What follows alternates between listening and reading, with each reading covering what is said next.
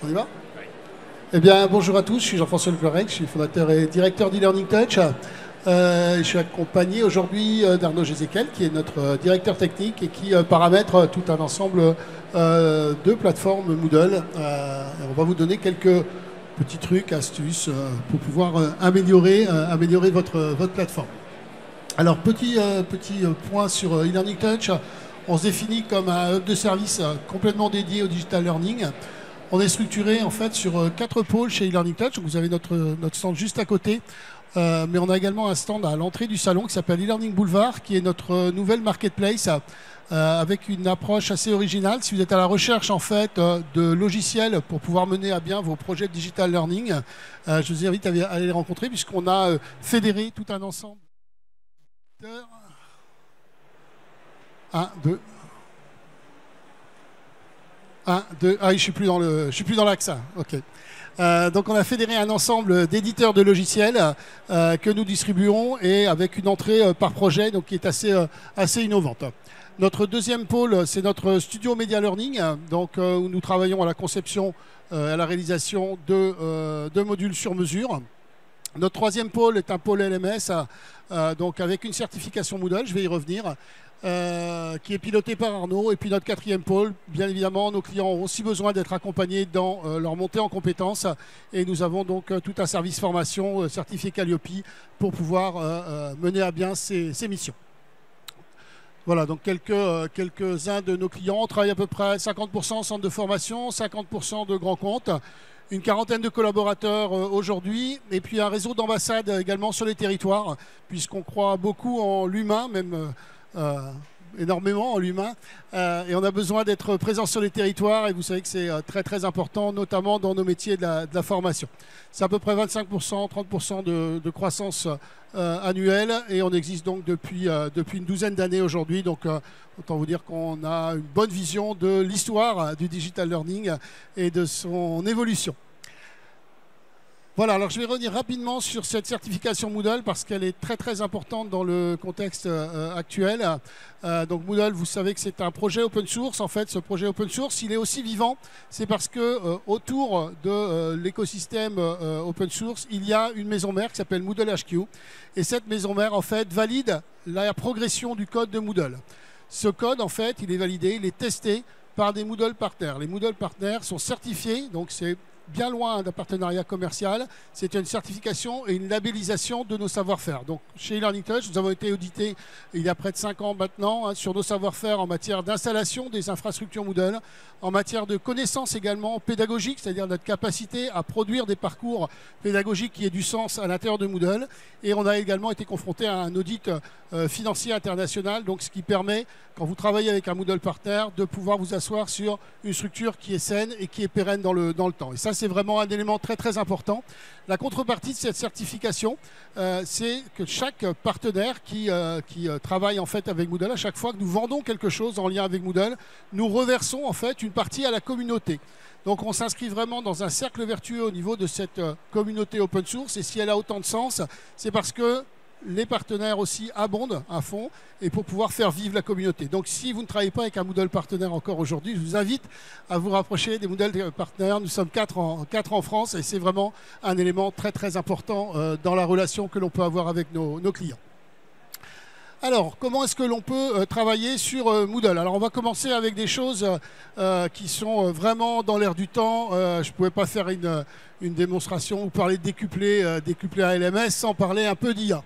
Donc, on va commencer par vous présenter quelques petites astuces à l'aide de différents plugins d'intelligence artificielle. Alors, il y en a plusieurs, on les a testés, on les a un peu manipulés, on est un peu aussi au démarrage de ces nouveautés. On va rentrer sous un profil un petit peu apprenant et avec une première solution qui est la notion de chatbot. Donc, comment est-ce qu'on peut améliorer finalement la plateforme Moodle? C'est en apportant des consignes, du guidage et en favorisant finalement le repérage de l'apprenant au travers de sa plateforme. Donc, le chatbot, il est assez simple. On a ici une petite pastille en bas à droite qui nous ouvre une boîte de dialogue. Donc j'ai posé une question à comment accéder à ma formation. Donc on imagine que je suis sur ma première connexion d'apprenant. Et vous voyez que j'ai ici, alors La mise à page est encore en cours de travail, mais on a tout le process en fait qui est proposé à l'apprenant pour qu'il puisse se repérer. Donc, en complément de ce qui existe déjà dans Moodle, vous avez toutes les petites pastilles, les petits points d'interrogation, vous avez des visites guidées, et bien vous allez pouvoir aussi vous appuyer sur l'intelligence artificielle pour pouvoir aller plus loin. Là, je suis parti en fait de la page d'accueil de mon Moodle. Je peux également avoir ce chatbot, bien évidemment, sur l'ensemble de la plateforme, y compris dans le cours. Donc, par exemple, ici, mon apprenant ne sait pas trop comment se repérer ou comment accéder à son évaluation. Il va pouvoir poser la question au chatbot qui va lui indiquer qu'il doit ouvrir une section et que dans cette section, il va trouver son test pour pouvoir le passer et donc répondre à son examen. Et puis on peut continuer comme ça longtemps sur différents sujets. Ce qui est assez intéressant, c'est que les éléments du coup ne sont pas liés à des mots-clés, en tout cas pas directement. L'apprenant peut être assez libre dans la manière dont il va pouvoir poser sa question. Et j'ai envie de dire qu'il peut même faire des fautes, ce qui est peut-être aussi un avantage par rapport à une aide plus générale. Donc ça, Jean-François, c'est une aide vraiment au niveau de la plateforme, donc pour l'apprenant ou pour le formateur. Mais si maintenant tu souhaites avoir une aide à l'intérieur de ton cours et surtout liée au contexte et au contenu de ton cours. Alors effectivement, c'est un point important parce que autant Moodle est connu des intelligences artificielles, ici on s'appuie sur ChatGPT, mais il ne sait pas ce qu'il y a dans ma plateforme. D'accord? Donc il ne connaît pas mon sujet de prédiction, mon sujet de travail. Donc ici, on est dans le travail sur un cours. On est à l'intérieur d'un cours et vous voyez qu'à l'intérieur d'un cours, on a mis une petite aide. Et dans cette petite aide, on a contextualisé en lui donnant des indications. C'est-à-dire qu'on a fait ici un simple copier-coller des objectifs pour les besoins de cette démo. Et vous voyez que quand l'apprenant demande qui peut l'aider, eh bien automatiquement, l'aide vient lui dire que c'est Marc Jobs qui peut l'aider. Et Marc Jobs, on peut vérifier qu'ici, c'est bien la personne qui a en charge le cours. D'accord ? Et il peut également poser la question sur, mais alors du coup, combien de temps ça va prendre? Et comme on lui a dit que ça prendrait 14 heures, il est capable de contextualiser ces 14 heures par rapport à cet environnement de cours. D'accord? Donc ça signifie ici que grâce à ce petit bloc d'aide, je vais pouvoir complètement contextualiser les choses, non plus par rapport à le fonctionnement de Moodle au sens global que ce socle que connaît ChatGPT, mais je vais pouvoir enrichir ce socle avec des informations que je vais apporter de manière très très contextuelle dans mon parcours. Donc ça, c'est le côté apprenant. Maintenant, côté formateur, qu'est-ce que tu peux nous proposer comme aide? Alors, pour pouvoir aller un petit peu plus loin côté formateur, le problème du formateur, c'est qu'il n'a pas le temps souvent. Enfin, moi, j'ai été formateur, je sais que j'avais jamais le temps en fait. Enfin, je disais toujours que j'avais pas le temps, mais je trouvais toujours du temps pour faire autre chose. Mais il y a quelque chose qui prend du temps, c'est rédiger des questions, les placer dans des champs, etc. C'est assez long, c'est un peu laborieux. Et puis quand voilà, on a cette âme-là un peu de formateur, on aime bien être en face à face. Et puis finalement, le reste, bon, c'est pas très rigolo. Donc on s'est dit, bah, finalement, peut-être qu'on peut faire quelque chose avec l'intelligence artificielle. Et vous voyez qu'ici, on a utilisé un générateur de questions. Donc on lui a simplement copié du texte Wikipédia pour l'exemple. C'est pas très bien, mais il ne faut pas copier Wikipédia. Mais voilà, et ça m'a automatiquement généré mes questions, donc qui vont me permettre de construire mon test. Bien évidemment, j'ai tout vérifié, j'ai bien contrôlé les éléments, j'ai rajouté aussi des feedbacks parce que bon, il faut quand même qu'on travaille un petit peu, mais ça me permet en fait de construire mes quiz. Et vous voyez que j'ai ici 6 questions qui ont été générées autour de ce petit bout de page de Wikipédia sur l'histoire de l'Internet et quelque chose qui va me permettre d'aller bien plus rapidement dans la conception et de perdre moins de temps. Parce que du coup, je n'ai pas à cliquer sur créer une question, je n'ai pas à choisir mon type de question, je n'ai pas à remplir en tout cas ou à pré-remplir les différents éléments. Tout ce temps-là, finalement, je vais pouvoir le consacrer peut-être à mieux penser mon feedback, peut-être à mieux présenter mes questions, peut-être à ajouter une illustration pour pouvoir proposer quelque chose qui soit plus pertinent, pour pouvoir améliorer finalement ma fonction pédagogique qui est celle que je dois exercer au quotidien. Et il y a une autre problématique qu'on retrouve souvent chez nos clients, c'est que leurs formateurs n'ont pas d'images ou de bibliothèque d'images. Donc, au lieu d'aller récupérer des images des fois non libres de droit sur Google, il y a un plugin qui permet, je vais le laisser présenter Jean-François. Alors effectivement, ça c'est quelque chose, alors il y a les images non libres de droit, mais je crois qu'il y a pire, c'est les images floues. Hein, alors on se retrouve flou et puis alors qu'ils ne sont pas du tout raccords les unes avec les autres. Et ça, c'est pas terrible en fait. On passe un temps fou à bien paramétrer la plateforme, on voit un truc super joli, etc. Et on met des images floues et qui n'ont aucun rapport les unes avec les autres. Donc il faut essayer de rétablir ça et ce petit outil là va nous permettre de le réaliser. Donc vous voyez que cette fois-ci j'avais donc un fichier de cours qui n'était pas renseigné. J'ai ici tout en bas un texte vers image AI. Je rentre en fait histoire d'Internet et à partir de ce moment-là, c'est une intelligence artificielle qui va me générer mon image d'illustration de cours. D'accord? Et donc cette fois-ci, je vais avoir... Alors pour les droits, je ne sais pas encore si c'est protégé, pas protégé. Hein, il y a encore un peu de législation assez floue sur le sujet. Mais en tout cas, j'ai une image qui est nette. D'accord? Et vous voyez que j'ai utilisé la même technique pour illustrer mes tuiles et ça me rend quelque chose qui est assez sympa. Donc côté formateur, j'ai gagné du temps, d'accord, pour pouvoir illustrer ces choses et je suis resté en fait dans l'esprit de la plateforme et j'ai enrichi les éléments pour pouvoir cette fois-ci avoir ou gagner des leviers motivationnels auprès de mes étudiants par l'engagement que je vais proposer. D'accord? On continue, Arnaud? Ouais, donc là, tu nous as parlé d'IA générative et sur le côté IA prédictive. Alors, l'IA générative, c'est ce qu'on voit à peu près dans 2 posts sur 3 sur LinkedIn aujourd'hui. Donc, c'est pour ça que je voulais vous en parler un petit peu quand même. Mais il y a quelque chose qui me paraît beaucoup plus intéressant, c'est d'aller sur l'IA prédictive. C'est-à-dire que vos apprenants, ils vont laisser des traces tout au long en fait, de leur parcours pédagogique. C'est-à-dire qu'aujourd'hui, peut-être, ils vont travailler pendant 15 jours sur, je sais pas, sur les RSE.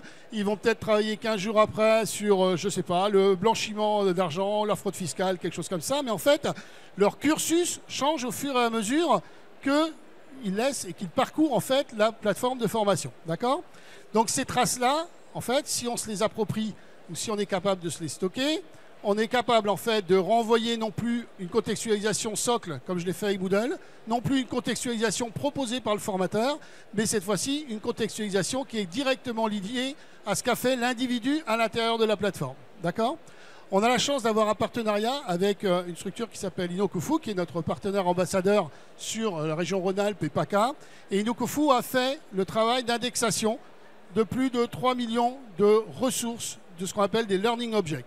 Un learning object, ça peut être une vidéo, ça peut être un podcast, ça peut être un livre, ça peut être un article, etc. etc. Ces learning objects, ils les ont complètement indexés.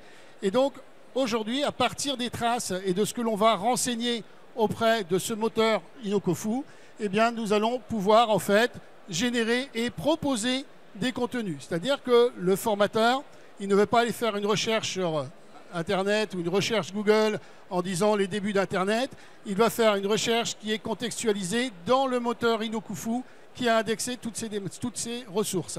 Et à partir de ce moment-là, vous voyez que quand on va rebasculer sur le mode édition, eh bien, j'aurai identifié et construit mon parcours de formation avec de la curation de contenu qui est complètement contextualisée, qui est complètement vérifiée, indexée, et vous voyez avec différents éléments ici.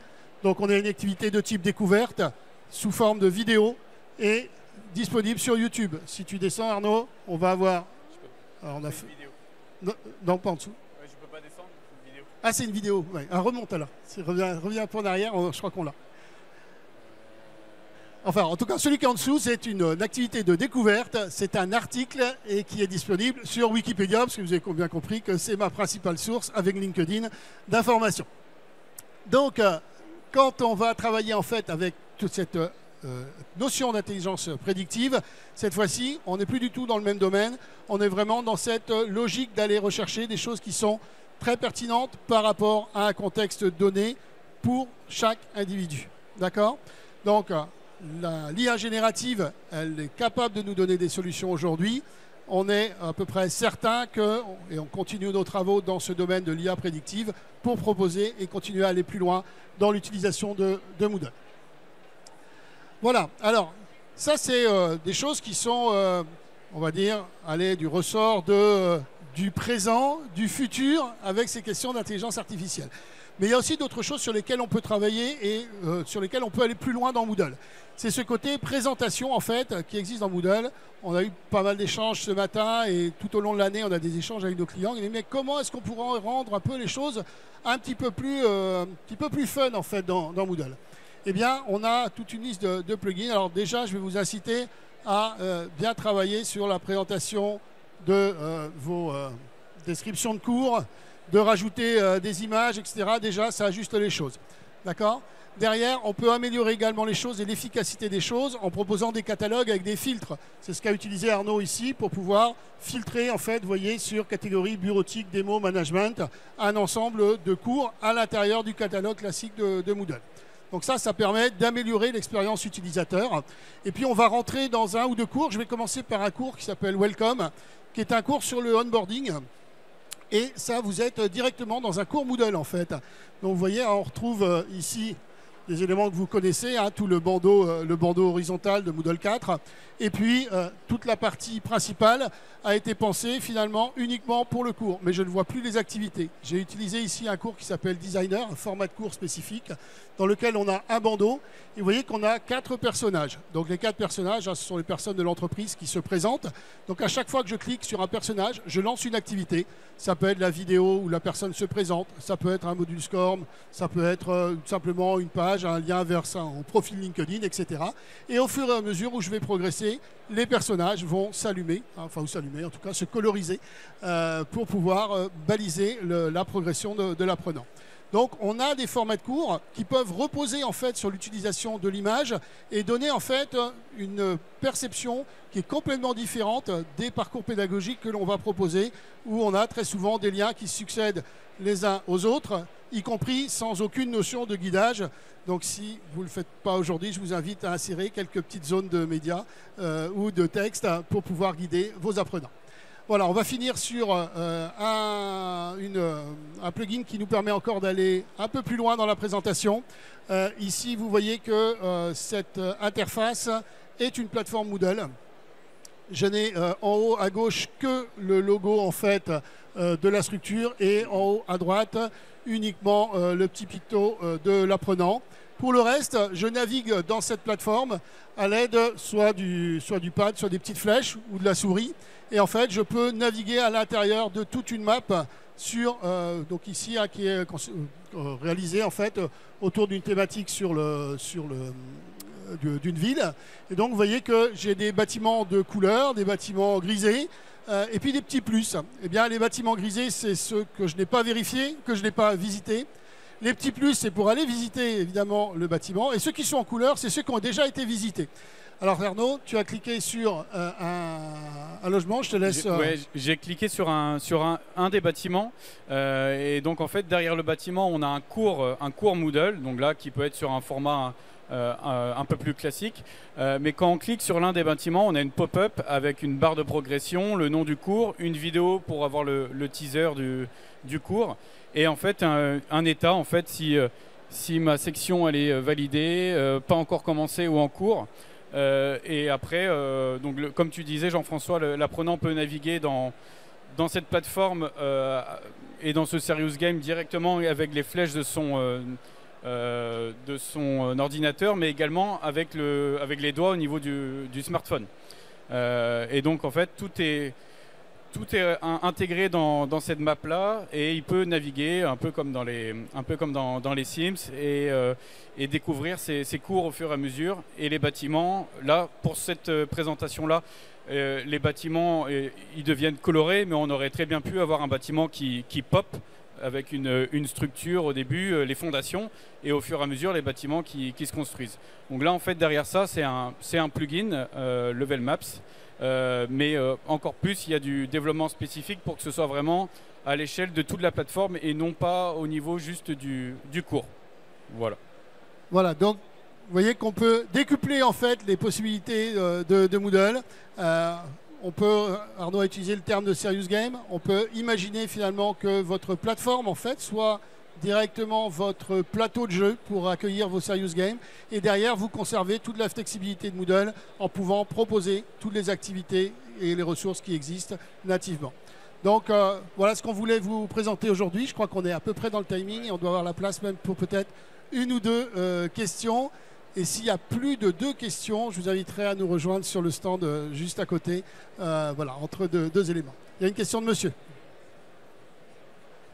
C'est quoi la configuration minimale en termes de Moodle? Vous avez dit que Moodle 4. Est-ce que Moodle 4.1, c'est à partir de Moodle 4.1 ou c'est au-delà encore pour faire avoir ce genre de plugin?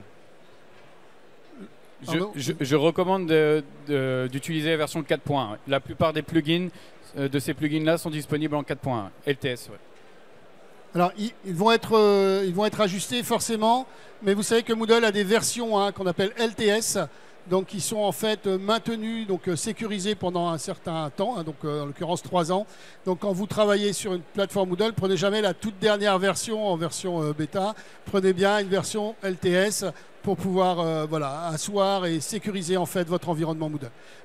Et puis vous attendez la prochaine LTS pour avoir les voilà, les petits ajustements. Mais 3 ans, ça passe vite quand on travaille avec Moodle.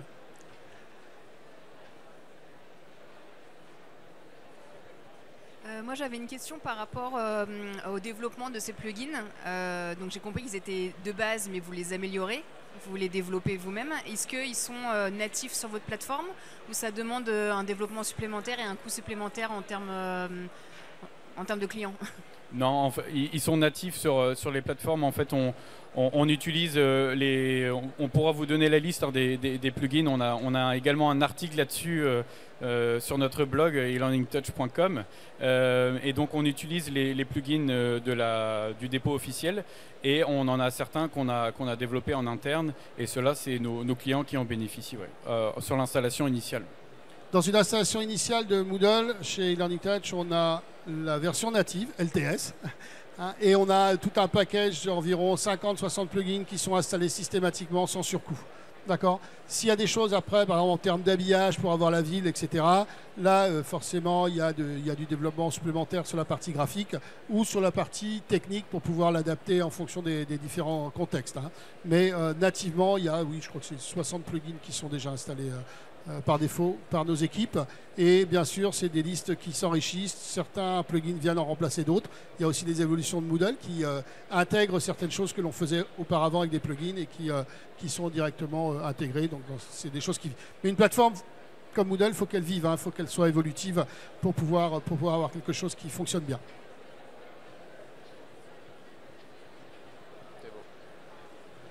Merci beaucoup. On va laisser la parole à... Je ne sais pas qui. Je n'ai pas regardé. C'est toi, Tom? Merci bien. Merci bien. Donc, très vite.